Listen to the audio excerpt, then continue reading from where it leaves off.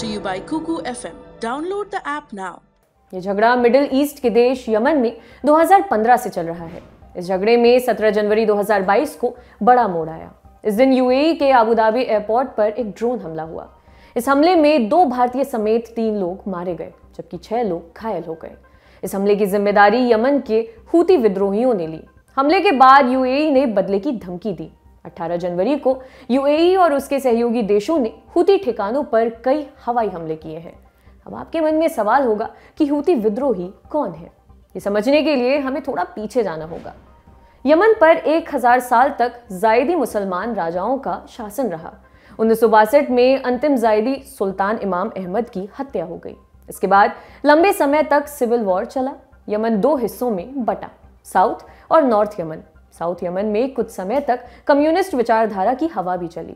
1978 में north Yemen में अली अब्दुल्ला सालेह राष्ट्रपति बन गए। उनके समय में नॉर्थ और साउथ में फिर से लड़ाई छिड़ गई। ये लड़ाई तब खत्म हुई जब सोवियत संघ का पहिया पटरी से उतरने लगा था।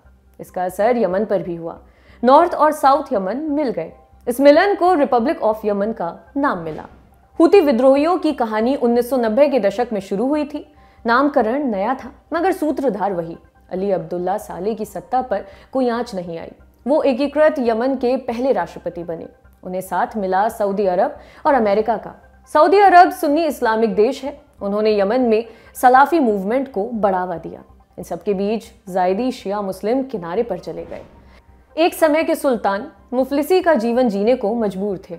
उनकी उपस्थिति दर्ज कराने के लिए ही बेदरदीन अल हूती ने बिलीविंग यूथ नामक संगठन बनाया था।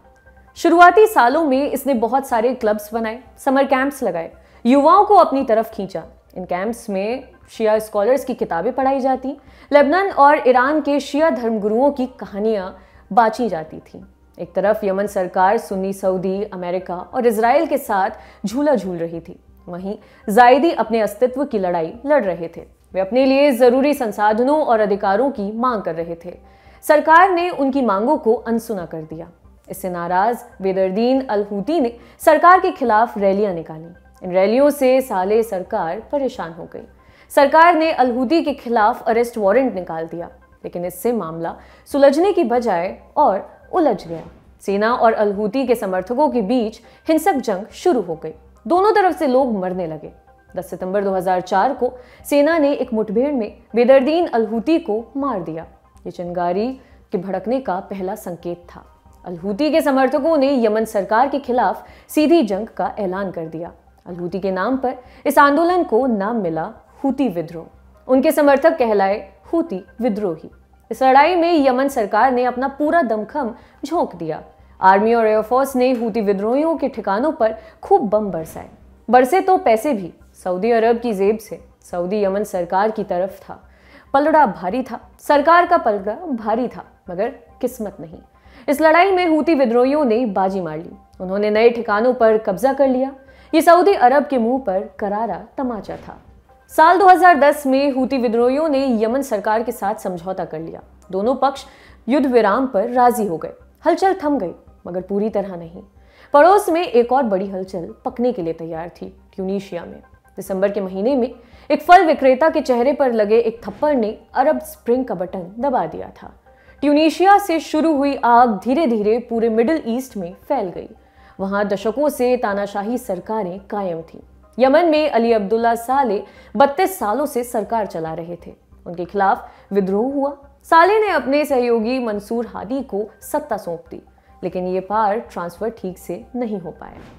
जनवरी 2015 में हूती विद्रोहियों ने प्रेसिडेंशियल पैलेस पर कब्जा कर लिया। राष्ट्रपति मंसूर हादी देश छोड़कर भाग गए। सत्ता हूती विद्रोहियों के हाथों में आ गई। उधर मंसूर हादी भागकर सऊदी अरब गए। सऊदी को अपना आधार खिसकने का डर था। उसे यह भी शक था कि हूती विद्रोहियों की मदद ईरान कर रहा है। इसी बुनियाद पर उसने हूती विद्रोहियों के खिलाफ युद्ध छेड़ दिया। सऊदी अरब के नेतृत्व में गठबंधन सेना ने यमन में युद्ध शुरू किया। इस गठबंधन में एक किरदार यूएई का भी है। बाकी सहयोगियों में अमेरिका, ब्रिटेन और फ्रांस का नाम आता है। यूएई पर हुआ ड्रोन हमला अप्रत्याशित क्यों है? अब बात इस पर। इसकी कई वजहें हैं। यूएई की कोई सीमा यमन से नहीं लगती। सऊदी अरब की एक सीमा यमन से सटी है। हूती विद्रोही लंबे समय से सऊदी अरब के तेल खदानों पर हमला करते रहे हैं, लेकिन यूएई इससे बचा रहा। उसकी जमीन पर हूती विद्रोहियों का आखिरी हमला 2018 में हुआ था। यूएई शुरुआती दौर में हूती विद्रोहियों से सीधे नहीं उलझा। 2019 के बाद उसने यमन में अपनी मौजूदगी कम कर दी थी, लेकिन पिछले कुछ हफ्तों से यूएई ने अपने हथियारों का मुंह हूती विद्रोहियों की तरफ खोल दिया है। यूएई के समर्थन वाली जायंट ब्रिगेड्स ने हूती विद्रोहियों के कब्जे वाले कई इलाकों को अपने नियंत्रण में लिया है। अल जजीरा की रिपोर्ट के अनुसार 2021 का साल हूती विद्रोहियों के लिए काफी अच्छा रहा। उन्होंने सरकार के नियंत्रण वाले आखिरी शहर मरीब में भी कोहराम मचाया, लेकिन जायंट ब्रिगेड के आगमन के बाद स्थिति पलट गई है। इस वजह से हूती विद्रोहियों का गुस्सा बढ़ा हुआ है। अबू धाबी एयरपोर्ट पर ड्रोन हमला इसी गुस्से की वजह से हुआ है। जानकारों की माने तो हूती विद्रोही यूएई पर और भी भीषण हमला करने में सक्षम है। उन्होंने सऊदी अरब के मामले में ऐसा करके दिखाया भी है। सऊदी तेल कंपनी अरामको को कई बार तेल उत्पादन रोकना पड़ा था। एयरपोर्ट पर हमले के बाद यूएई ने बदला लेने का वादा किया। गठबंधन सेना ने सना में हूती विद्रोहियों के ठिकानों पर बमबारी शुरू कर दी है।